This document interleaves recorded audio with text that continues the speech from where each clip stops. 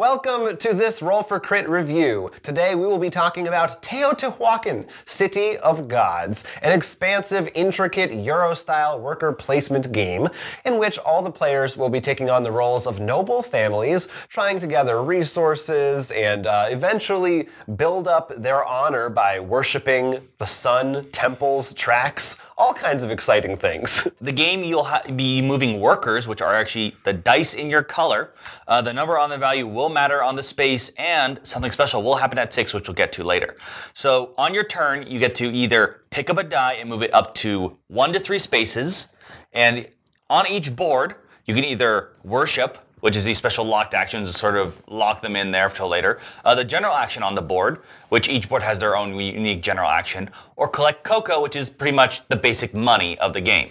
And that depends on the number of dice on the board. So you get more cocoa the more people are there, but you also have to pay more cocoa to do the general action if you decide to do that one there. So you have to be very careful on your planning of who's already on that board.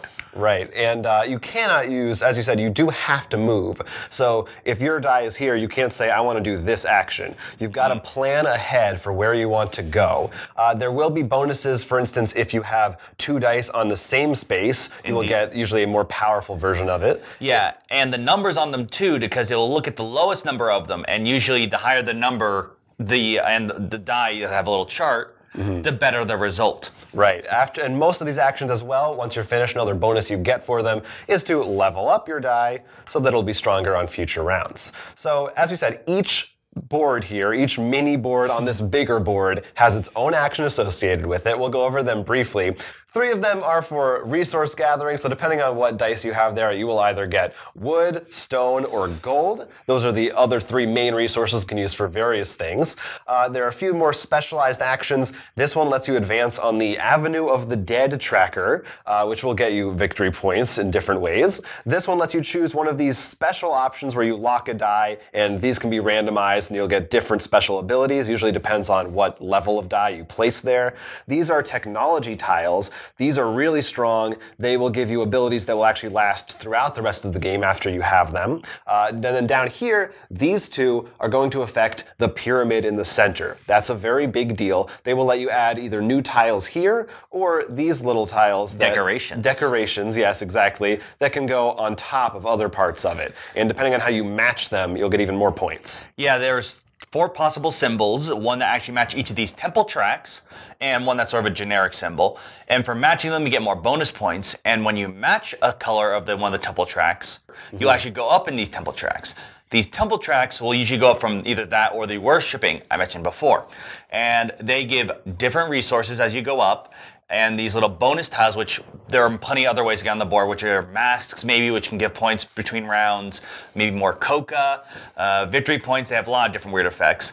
But the big thing is the top of the track, there's 3, 1 for each one, will have a bonus reward that sort of gives a lot of points at the end of the game. So you really want to keep track of that and see if you can make sure you get the top of at least one of them. Yeah, so we also talked about the fact that your dice can get to level 6, and when they do, they ascend, and you actually get a reward from this track over here, this little wheel. One of the first, and not least important, being you will get a 4th worker. Initially, you only start with 3. Yeah, usually everyone starts off with like one of their workers locked in there, but then there are other rewards as well. And what it does is it advances the eclipse marker.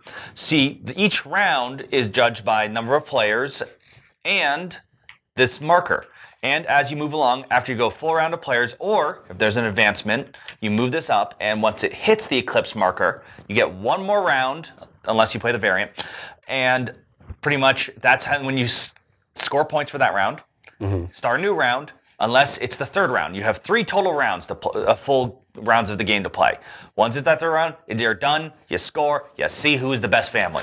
Exactly correct. The game can also end if this pyramid actually gets completed. All the tiles are on it, and it has a centerpiece on top. Looks very pretty. Yeah, so that's a real exciting. I imagine most people watching this right now are going, huh? Because that's a lot going on. There is, and you sort of hinted at it, but we'll say it now. You'll see these boards popping up and stuff. You said randomized. The board actually has its own basic pieces, but they allow you to pretty much randomize effects or board tiles. So maybe the one that produces gold could be here, or maybe it's over there next game, or that one. Right. It doesn't change between the full game, but when you do game setup. Yeah, so that can, you get a little bit of variety in that.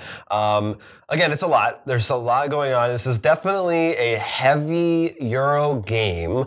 Although I think most worker placement games, the rules are simple. The complexity comes down to just remembering and keeping track of what every action does and trying to figure out which ones are the best choices for me at any given time. I will say also, using the term worker placement feels very almost misleading, because usually when I think of worker placement like Agricola, I think, especially when I unlock another worker, I'm pretty much getting more turns.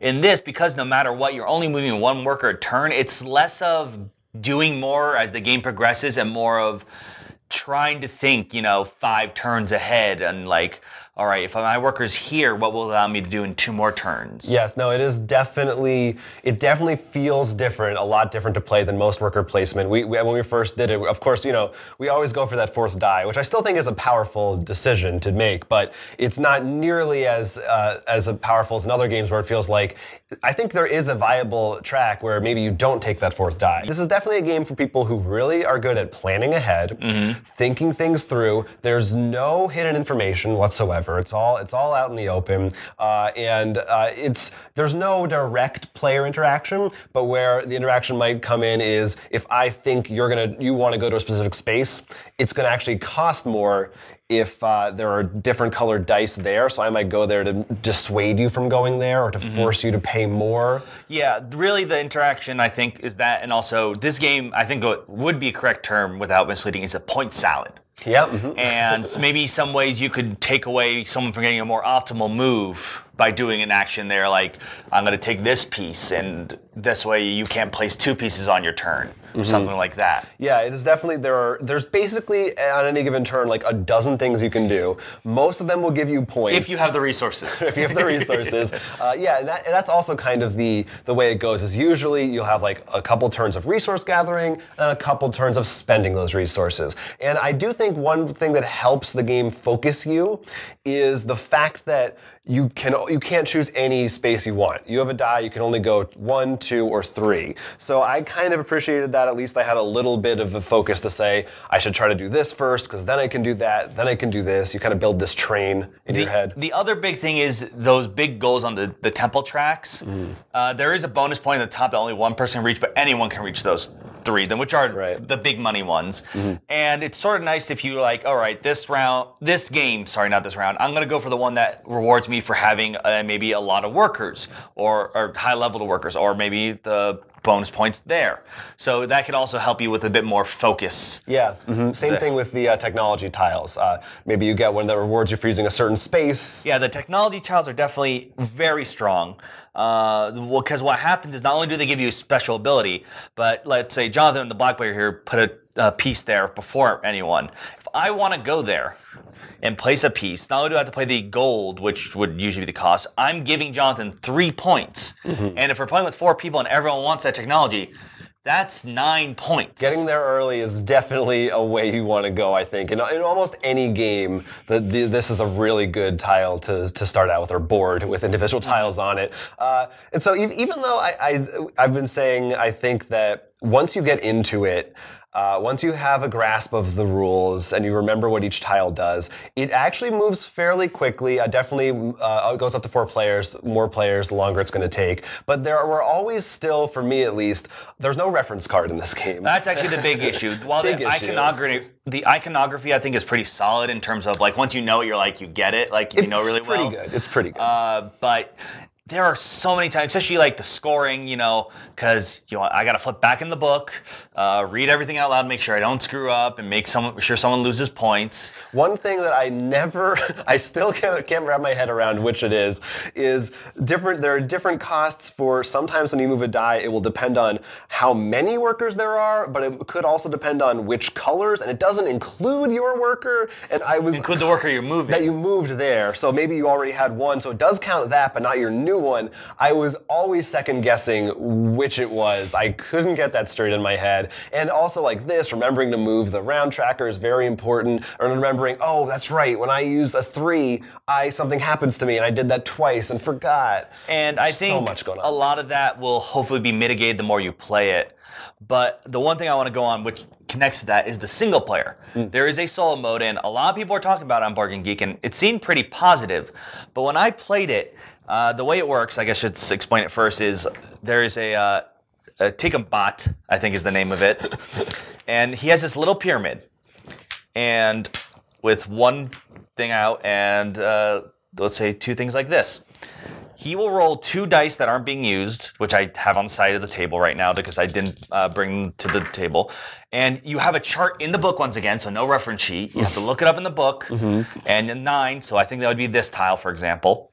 Look at what this is, which usually means if he has a worker on 7, you do 7 with something, and then if he doesn't, he has 4, and if not, I think he gets 5 cocoa. Then you remove this one, look at this, move that up there, or keep moving until there, and the one that's not being used replaces that. Then you flip this, put it underneath this one. And to me, what that felt like playing the solo mode felt more like if you had someone at the table who not only didn't know the rules to a game, but wasn't learning it, so you were literally controlling their turn for them, and you're not actually playing the game yourself. Yeah, that sounds pretty fun. I mean, so maybe for some people that was really fun because you play the heavy and you can do a solo Euro game by yourself. But for me, I was just like, I didn't even know what I was doing on my turn because I was so focused on making sure I did that right. I do think it's cool and interesting that the solo mode was actually designed by a different person, and they actually got their name separately on the cover or the box, or the side of it at least. I think that's interesting. I wonder if it would be more entertaining to literally just play a 2-player game and just only you move your dice and just see how many points you can accrue, what your maximum can be. Because like I said, there's not really player interaction in the normal game, so it almost feels like you wouldn't need to tweak it too much to turn it into a solo mode. But I mean, your mileage may vary. That sounds like a thing. Like I said, a lot of people seem to be more positive on it. It's just for me, it didn't click with me. I think that we're both on record as sometimes we're not the biggest Euro gamers, and at least for me, when I see this board for the first time, I'm thinking, oh boy, I'm about to have to think a lot, and it's going to be draining, and there's not going to be any theme, it's going to be dry, and for the most part, those things are true, but I will say that the mechanics are very strong, and I still had a lot of fun trying to figure out how to plan out the best strategy. And yes, it is strategically heavy and a bit taxing and a bit dry, but if you are into that kind of thing, if you enjoy this style of game, it was enough to win me over at any rate. So I think that's worth something. Here are our crits and misses now for Teotihuacan, beginning with crits. It puts a different kind of spin on the worker placement genre as you use dice and move them around the board and level them up. It doesn't quite feel like any other similar games. Unlike other worker placements when you just think, oh, another worker gives me more turns, it doesn't give you that obvious bonus right away, which requires maybe a bit more thinking on your part. The game really rewards strategic play and thinking ahead, pre-planning, getting your strategy down pat early on, but doesn't feel like there's too much of a runaway leader problem. There are enough things on the board that encourage a catch-up mechanic as well.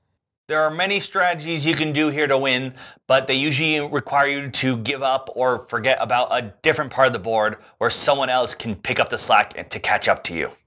The boards and tiles are modular, they are interchangeable so that every time you play, things won't quite be in the same position as last time, meaning you're going to have to come up with new ways to figure out which strategies are the most optimal for that play session. This can be great because maybe in the previous game you used a locked worship tile that gave you some extra cocoa as a crutch. So if that's not in the next game, you are going to have to think differently if you really want that first place slot. And now for the misses as foretold by the eclipse. The game has a lot of moving parts to keep track of and remember. I feel this shows especially in the single player mode where I almost felt like it was too much effort to keep track of everything. There's definitely a high amount of upkeep each turn. You need to make sure that you remember who is where, which tracks are moving along what, and why.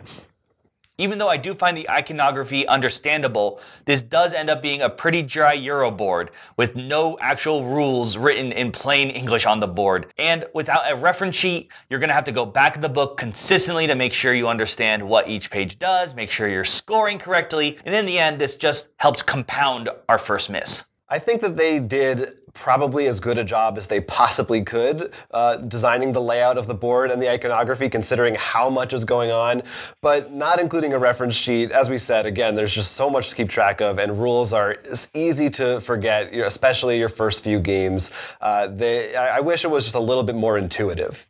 I think that most of our misses really stem from the complexity of the game and the difficulty of learning it and remembering it and keeping track of everything. But if you're someone who is used to this style of game and you're looking for that kind of deep strategic experience, once you get a few under your belt, you're really not going to notice those that much. And I think that the core mechanics are very, very strong. And I do think that the game has earned the amount of acclaim that it has. No, I still had a lot of fun playing this, and even though while the solo mode, I will say that to me personally let me down.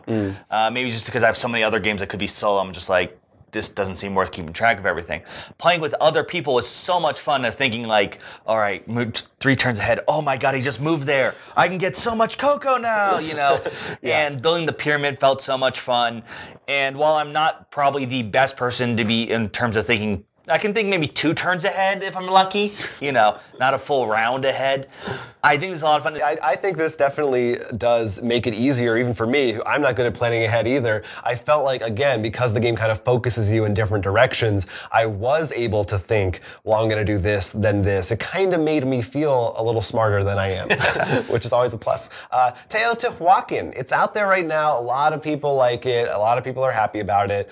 They just announced an expansion recently before we recorded this. So we'd like to hear from you in the comments if you've played it, if you're looking forward to that. What your different strategies are, if there's different, like if you think you've found an optimal strategy, because we've thought, oh, maybe this tile is stronger than this one here and there, depending on how you play. So we're really interested to hear about all your thoughts in the comments below. I'd really also like to hear about people who've played a lot more of the solo mode. For me, I just felt like there was so much to keep track of. I'd like to know how you guys enjoyed it, why. Not because I think you're wrong, I actually think you're probably in the right here. Because, I mean, I don't think you get credit for a solo mode by yourself unless you're good at solo modes. So, let them know. Yeah, let us know, as you said, down below. Of course, there's some other places you can let us know. Instagram, Facebook, our website now. As soon as the eclipse comes, you can also let us know through the ether. But until then, I'm Will. I'm Jonathan. And this has been a Roll for Crit review. Don't forget to click that like button and, of course, subscribe for even more excellent videos. I subscribed and now I'm rich.